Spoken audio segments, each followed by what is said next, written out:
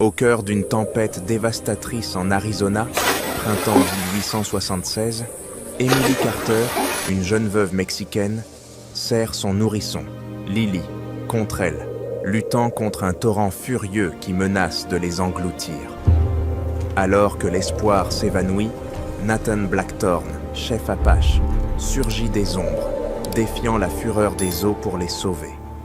Cet acte inattendu d'un homme considéré comme ennemi lie leur destin d'une manière inimaginable. Que se passera-t-il lorsque préjugés et dangers convergeront vers un village apache isolé? Une légende de courage et d'humanité naîtra-t-elle de ce chaos? Abonnez-vous et partagez d'où vous nous écoutez. Laissez-vous intriguer. Le dénouement, entre sacrifice et rédemption, vous captivera jusqu'à la fin. La pluie tombait en rideaux épais sur l'Arizona au printemps 1876, transformant les plaines arides en un chaos boueux où le vent hurlait comme un coyote blessé. Emily Carter, une jeune Mexicaine de 25 ans, avançait péniblement, les bottes engluées dans la terre gorgée d'eau, serrant contre sa poitrine son nourrisson, Lily, enveloppée dans une couverture trempée.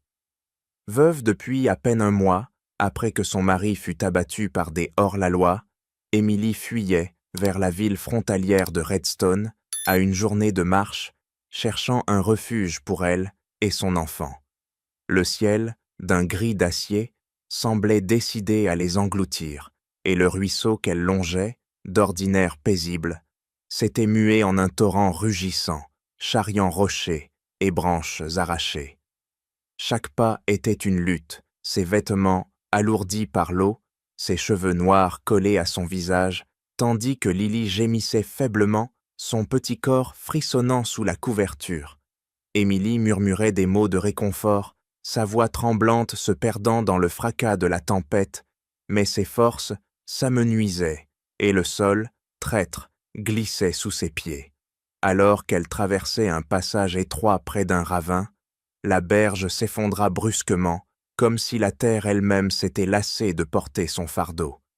Emily cria, un son déchirant, tandis que le courant l'emportait, ses mains serrant Lily avec une force désespérée, leur vie suspendue à la merci de l'eau déchaînée. Dans ce chaos, un galop sourd perça le rugissement de la tempête, un rythme régulier qui semblait défier la furie des éléments.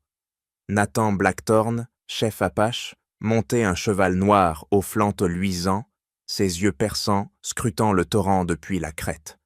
Vêtu d'une tunique en peau tannée, ses cheveux longs noués sous un bandeau rouge, il incarnait la silhouette d'un homme forgé par le désert et ses dangers. Sans hésiter, il lança son cheval dans la pente glissante, les sabots de l'animal projetant des gerbes de boue, et plongea dans l'eau glacée, ses bras puissants fendant le courant pour atteindre Emily.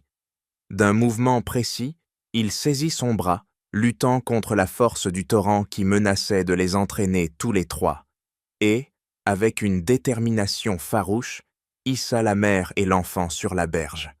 Emily, à bout de souffle, toussait violemment, l'eau ruisselant de ses vêtements, tandis que Nathan, trempé mais inébranlable, vérifiait que Lily respirait encore, ses petites lèvres bleuies par le froid. Il ne parla pas, ses yeux sombres, étudiant Emily avec une intensité qui n'était ni menaçante ni amicale, mais empreinte d'une gravité ancienne, comme s'il pesait le poids de cette rencontre. « Venez, dit-il enfin, d'une voix rauque, désignant d'un geste la direction d'un sentier menant à son village apache, niché dans les collines. Emily, trop épuisée pour discuter, hocha la tête, serrant Lily contre elle, et suivit cet homme qu'elle aurait dû craindre, selon tout ce qu'on lui avait appris sur les Apaches. Le village apparut au détour d'un canyon, un ensemble de tentes en peau et de huttes basses, où des feux crépitaient faiblement sous la pluie. Les regards des habitants, des femmes au visage fatigué et des enfants aux yeux curieux, se posèrent sur Emily, certains méfiants, d'autres intrigués. Nathan les guida vers une tente où une vieille femme, aux mains noueuses mais agiles, offrit une couverture sèche et du bouillon chaud. Émilie, réchauffant Lily près du feu, sentit une étrange tension s'installer. Elle était une étrangère ici, une femme blanche dans un lieu où les blessures de la guerre entre colons et Apaches saignaient encore. Pourtant, Nathan, debout près de l'entrée, veillait sur elle comme un gardien silencieux, son arc posé contre un poteau, prêt mais immobile. Alors que la nuit tombait, enveloppant le village d'un voile de pluie et d'ombre, des murmures se parvinrent aux oreilles d'Émilie. Les hommes du village parlaient à voix basse, leurs mots en apache, mais le ton était clair. Sa présence attirait l'attention, et pas seulement celle des habitants. À Redstone, à quelques lieues de là, les rumeurs devaient déjà circuler, portées par des voyageurs ou des éclaireurs, déformant la vérité en un récit de kidnapping. Émilie sentit son cœur se serrer, non pas de peur pour elle-même, mais pour Nathan, qui avait risqué sa vie pour elle sans rien demander en retour. Quel prix ce village paierait-il pour cet acte de compassion? Et quelle tempête, plus redoutable encore que celle qu'il venait de traverser, s'annonçait à l'horizon? Sous le voile épais de la nuit, le village apache semblait retenir son souffle, les flammes des feux dansant nerveusement sous les assauts du vent humide. Emily Carter, blottie près d'un brasero, berçait doucement Lily, dont les yeux s'ouvraient à peine, apaisés par la chaleur de la tente. Mais l'inquiétude pesait sur ses épaules, comme un sac de pierre porté trop longtemps dans les plaines poussiéreuses de l'Arizona. Les murmures des hommes dehors, bien qu'incompréhensibles, portaient une tension palpable, et les regards furtifs des femmes du village trahissaient une méfiance que Nathan Blackthorne, silhouette imposante près de l'entrée, ne pouvait totalement dissiper. Alors que l'aube approchait, teintant le ciel d'un gris pâle, un cavalier solitaire s'éloigna du camp, ses sabots claquant sur le sol détrempé, porteur d'un message que personne n'avait encore osé formuler à part haute voix. La présence d'Émilie risquait d'attirer la tempête bien au-delà des collines. À Redstone, à quelques lieues de là, la rumeur s'était répandue comme une traînée de poudre dans une grange sèche. Dans la taverne enfumée, où l'odeur de whisky bon marché se mêlait à celle du tabac mâché, les hommes aux chapeaux poussiéreux chuchotaient avec fureur. « Une femme blanche et son bébé, enlevés par les Apaches !» grognait un trappeur, son couteau planté dans le comptoir de bois brut. James Baxter, le hors-la-loi, dont les mains étaient encore tachées du sang du mari d'Émilie, écoutait, un sourire torve, étirant ses lèvres sous sa moustache mal taillée. Grand et maigre, avec des yeux froids comme le canon d'un revolver, il voyait dans cette rumeur une opportunité, un prétexte pour piller le village apache, sous couvert de justice. « Ces sauvages ne respectent rien !» lança-t-il, sa voix rauque attirant l'attention des buveurs. « On va leur donner une leçon et ramener la femme, ou ce qu'il en reste. » Les rires de gras éclatèrent mais derrière les bravades, Baxter tramait un plan bien plus sinistre, où le butin des Apaches valait plus que la vie d'Émilie ou de Lily. Dans le village, l'atmosphère s'alourdissait à mesure que le jour se levait, révélant un campement marqué par la pauvreté. Les enfants, aux joues d'un creusé par la faim, jouaient avec des bâtons dans la boue, tandis que les anciens, enveloppés dans des couvertures usées, toussaient sous les auvents de toile. Émilie, observant cette scène depuis la tente, sentit une douleur sourde lui serrer la poitrine. Ces gens, qu'on lui avait appris à craindre depuis l'enfance à travers des histoires de raids et de scalps, vivaient dans une précarité qu'elle connaissait trop bien, celle des oubliés du désert.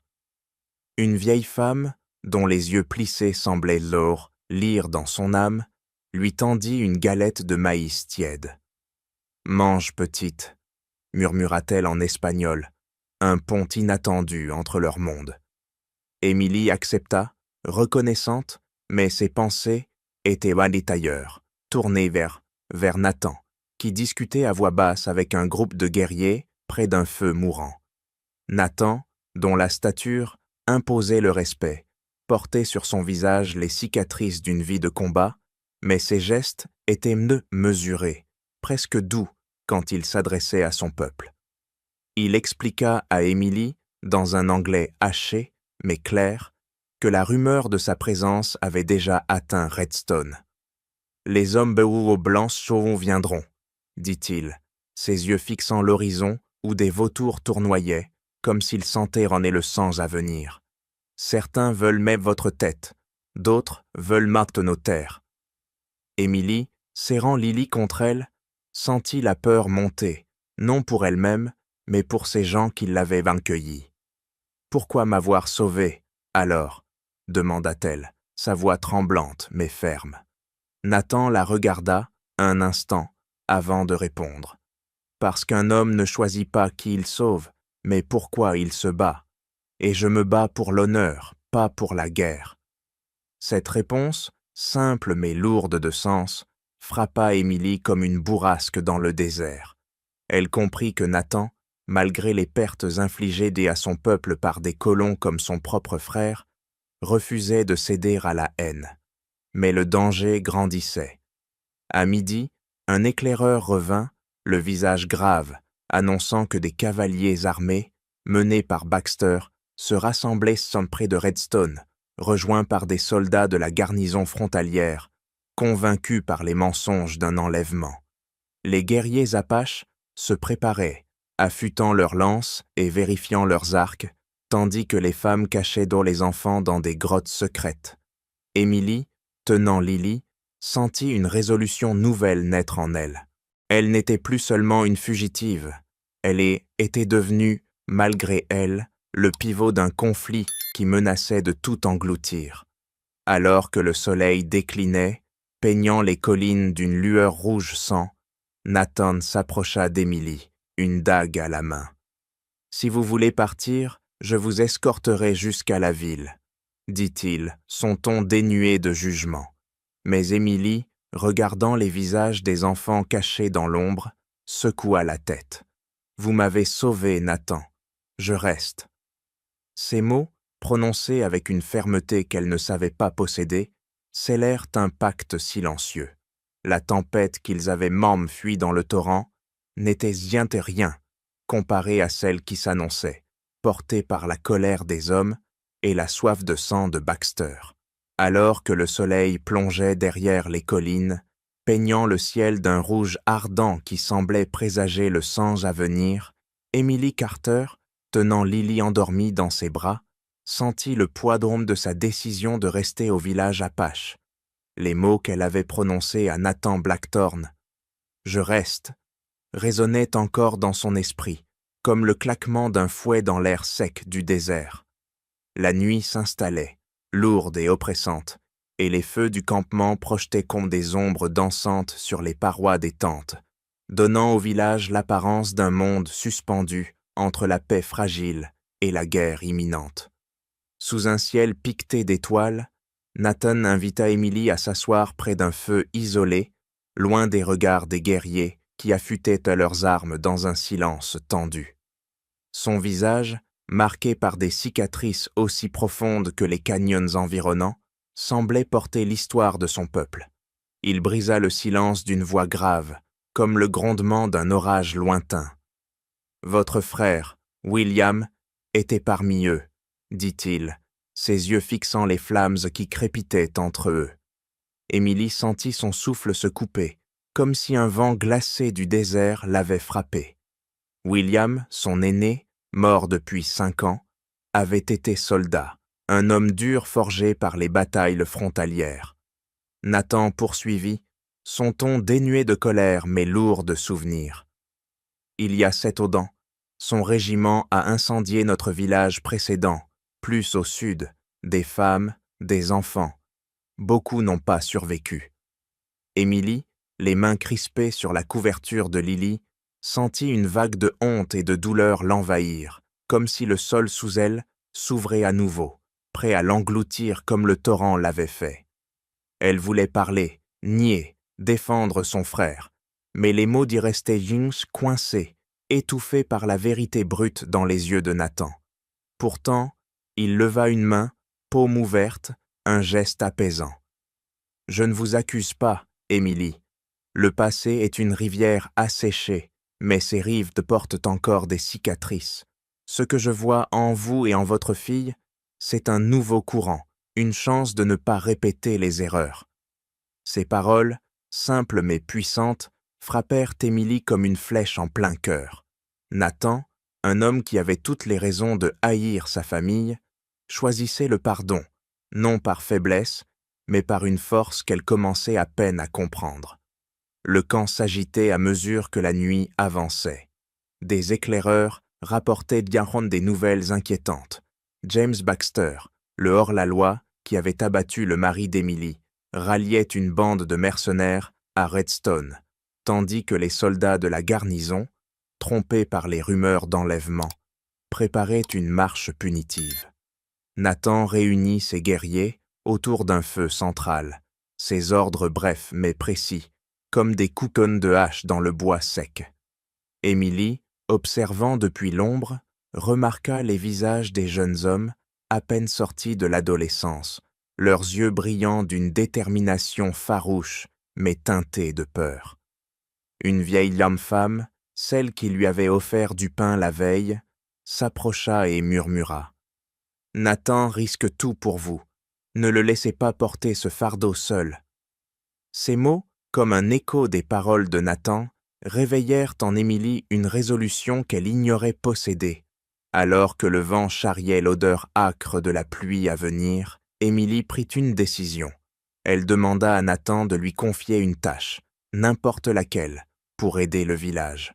Surpris, il lui tendit un vieux revolver, celui de son mari, retrouvé parmi ses affaires de trempé.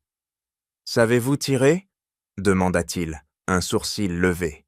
Émilie hocha la tête, ses doigts caressant la crosse usée, un souvenir douloureux mais familier. « Mon mari m'a appris, » répondit-elle, sa voix ferme malgré le tremblement de ses mains. Nathan acquiesça, un éclat de respect dans son regard, et lui indiqua un poste d'observation près de l'entrée du canyon, où elle pourrait guetter les cavaliers ennemis. Si cette histoire d'unité improbable entre une veuve et un chef apache vous captive, prenez un moment pour vous abonner à notre canal et partagez d'où vous nous écoutez. Vos messages nous donnent l'élan pour continuer à raconter ces légendes du désert. Que se passera-t-il lorsque les flammes de la rumeur atteindront le village? Émilie, tenant ce revolver chargé de souvenirs, se tenait prête, ignorant que l'aube apporterait non seulement des ennemis, mais une révélation qui changerait à jamais sa vision du courage et de la rédemption. Le vent hurlait plus fort, comme un avertissement, et les ombres des collines semblaient murmurer que le véritable combat n'était pas seulement pour la survie, mais pour l'honneur d'un peuple et la vie d'une enfant. Alors que les ombres des collines murmuraient dans des avertissements portés par le vent, Emily Carter, postée à l'entrée du canyon, serrait le revolver de son défunt mari, ses doigts crispés sur la crosse usée par des années de lutte dans le désert. L'aube n'était qu'une lueur pâle, étouffée par des nuages noirs qui roulaient comme une horde de bisons furieux, annonçant une tempête plus féroce encore que celle qui avait failli l'engloutir. Le village apache, tapi dans l'ombre des falaises, vibrait d'une tension silencieuse, ses guerriers déployés en arcs et lances, prêts à défendre leur terre contre l'assaut imminent. Nathan Blackthorne, silhouette stoïque sous son bandeau rouge, scrutait l'horizon, ses yeux plissés devinant les silhouettes des cavaliers qui approchaient, leurs ombres dansantes sous les éclairs. Le tonnerre éclata, un grondement qui ébranla les rochers, et la pluie s'abattit en lames acérées, transformant le sol en un bourbier glissant. James Baxter, à la tête d'une bande de 12 mercenaires, surgit le premier, ses hommes armés de fusils rouillés et de couteaux luisants, leurs visages tordus par la cupidité et la haine. Derrière eux, une poignée de soldats de la garnison, trompés par les mensonges d'un enlèvement, avançait avec hésitation, leurs uniformes bleus trempés par l'orage. Nathan donna un signal bref, et les guerriers apaches, ombres agiles parmi les rochers, se mirent en position, leurs arcs bandés comme des serpents prêts à frapper. Émilie, le cœur battant à tout rompre, ajusta sa prise sur le revolver, ses souvenirs d'entraînement avec son mari refaisant surface comme un écho dans le chaos. L'attaque commença dans un fracas de couteaux de feu et de cris, les balles sifflant à travers la pluie comme des frelons enragés. Baxter, juché sur un cheval alezan, hurla des ordres, son revolver crachant le feu vers les tentes du village. Les Apaches répondirent avec une précision mortelle, leurs flèches le perçant l'air, abattant 2 mercenaires avant qu'ils ne puissent monnaie recharger. Nathan, monté sur son cheval noir, galopait en zigzag entre les rochers, détournant l'attention des assaillants, son couteau scintillant lorsqu'il frappa un cavalier qui s'effondra dans la boue. Émilie, cachée derrière un rocher, visa un mercenaire qui s'approchait trop près d'une tente où des enfants étaient cachés. Sa première balle manqua, mais la seconde toucha l'homme à l'épaule, le faisant chanceler, et un guerrier apache acheva le travail d'un coup rapide. Au cœur de la bataille, Lily, attachée contre la poitrine d'Émilie, se mit à pleurer, ses cris perçant le vacarme de l'orage. Le son, bien que faible, attira l'attention de Baxter, dont les yeux froids se fixèrent sur Émilie. « La femme !» rugit-il, éperonnant son cheval vers elle. Nathan, voyant le danger, lança son cheval à travers le déluge, interposant sa monture entre Baxter et Émilie. Une balle frôla son épaule, arrachant un lambeau de sa tunique, mais il resta droit, son regard brûlant de défi. « Pas elle !» cria-t-il, sa voix couvrant le tonnerre, et il plongea vers Baxter, son couteau prêt à frapper. Mais un autre mercenaire tira, et Nathan vacilla, une tache rouge s'élargissant sur sa poitrine.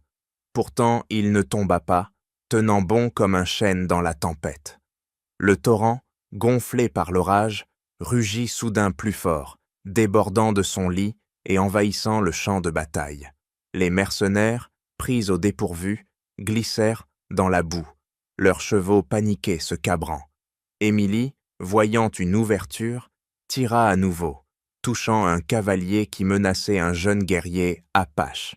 Les soldats de la garnison, désorientés par le chaos et la résistance acharnée des Apaches, commencèrent à hésiter, certains baissant leurs armes.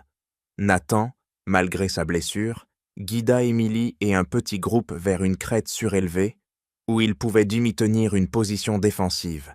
Là, il s'effondra à moitié, son souffle rauque, mais il murmura « Protégez les enfants, c'est tout ce qui compte ». Dans un ultime élan, le torrent emporta 3 mercenaires, leurs cris étouffés par l'eau déchaînée. Baxter, furieux, tenta une charge désespérée, mais son cheval trébucha, et une flèche apache le cloua au sol, son corps s'effondrant dans la boue. Les soldats, voyant la vérité émerger à travers l'orage, que les Apaches n'étaient pas les agresseurs, commencèrent à se replier, certains aidant même un guerrier blessé à se relever. Émilie, le revolver fumant, regarda Nathan, dont le visage pâle reflétait une étrange paix. La bataille s'éteignit avec la pluie, laissant un silence brisé seulement par le grondement du torrent, et le village, bien que meurtri, tenait encore debout, défendu par une alliance improbable forgée dans le feu et l'eau. Alors que le grondement du torrent s'évanouissait dans l'aube humide, laissant derrière lui un village apache meurtri mais debout, Emily Carter, le revolver encore chaud dans sa main, s'agenouilla près de Nathan Blackthorne, dont le souffle rauque s'échappait en volutes blanches dans l'air froid. La pluie avait cessé et un silence fragile enveloppait le canyon, seulement brisé par les gémissements des blessés et le clapotis de l'eau contre les rochers. Nathan, son visage pâli par la perte de sang, posa une main tremblante sur Lily, toujours attachée contre la poitrine d'Émilie, et murmura d'une voix brisée « Élevez-la pour qu'elle sache, qu'un Apache et une mère ont choisi la vie. Ses yeux, brillants comme des étoiles mourantes, s'éteignirent, et sa main retomba, laissant Émilie figée, le poids de son sacrifice s'enfonçant en elle comme une lame dans le bois sec.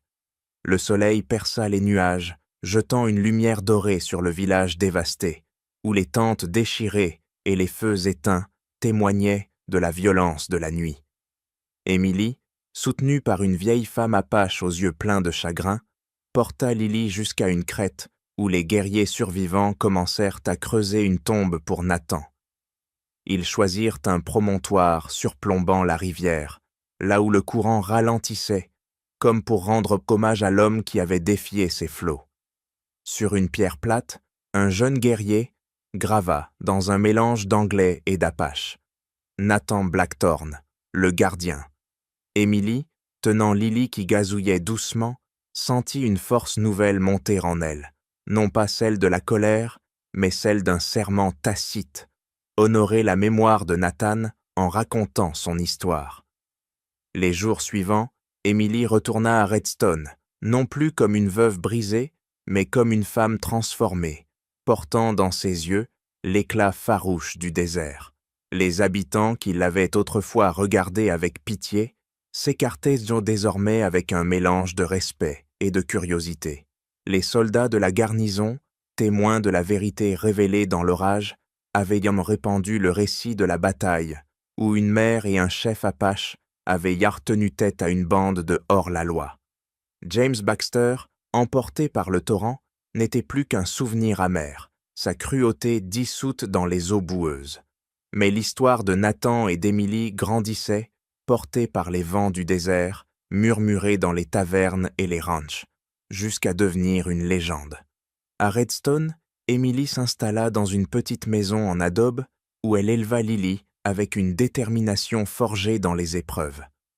Chaque matin, elle enseignait à sa fille les mots que Nathan lui avait laissés, des mots de vie et de pardon, tandis que les enfants du village, autrefois effrayés par les récits des Apaches, venaient écouter ces histoires, assis en cercle sous un vieux chêne. Une femme, Abigail Turner, dont le mari avait été tué par Baxter des années auparavant, apporta un jour un panier de provisions, ses yeux brillants de gratitude. « Vous avez fait ce que nous n'osions pas, » dit-elle, sa voix tremblante. « Vous avez montré que la justice n'a pas de couleur. » Bientôt, d'autres diarres suivirent, des fermiers aux mains calleuses, des marchands itinérants, même un pasteur itinérant qui grava l'histoire dans son carnet, jurant de la porter jusqu'aux églises de l'Est. Le village apache, sous la direction d'un jeune chef nommé Taza, commença à se reconstruire, ses habitants honorant Nathan en maintenant sa règle, ne jamais verser le sang des innocents. Émilie, parfois, revenait au promontoire, Lily sur ses épaules, pour poser des fleurs sauvages sur la tombe de Nathan. Les Apaches l'accueillaient désormais comme une des leurs, non par le sang, mais par le lien forgé dans la tempête. Un jour, Taza lui tendit une plume d'aigle, symbole de courage, et dit simplement « Vous êtes des nôtres, Émilie. La rivière se souvient. » Des années plus tard, Lily, devenue une jeune fille, aux yeux vifs, parcourait les plaines avec un carnet, écrivant les histoires que sa mère lui avait transmises. À Redstone, on parlait encore du « gardien de la rivière », une légende où un Apache et une veuve avaient défié la haine pour protéger la vie. Les voyageurs, assis autour des feux de camp, juraient entendre dans le murmure du vent l'écho d'un galop lointain, comme si Nathan veillait encore sur le désert. Émilie, vieillie mais droite, regardait sa fille et savait que le sacrifice de Nathan avait planté une graine qui fleurissait dans chaque cœur touché par leur histoire, une graine de compassion qui défiait les frontières et les tempêtes. L'histoire d'Émilie et Nathan, née dans la fureur d'un torrent, résonne comme un écho de courage et d'humanité au cœur du désert. Nous espérons que cette légende vous a touché, vous invitant à réfléchir sur la force du pardon et des liens improbables. Partagez vos pensées dans les commentaires. Quelle scène vous a le plus marqué? D'où nous écoutez-vous? Vos mots nous inspirent à continuer ces récits du Far West. Merci d'avoir chevauché avec nous à travers cette tempête. Rejoignez-nous bientôt pour une nouvelle aventure où le désert révélera d'autres héros et d'autres vérités cachées sous les étoiles.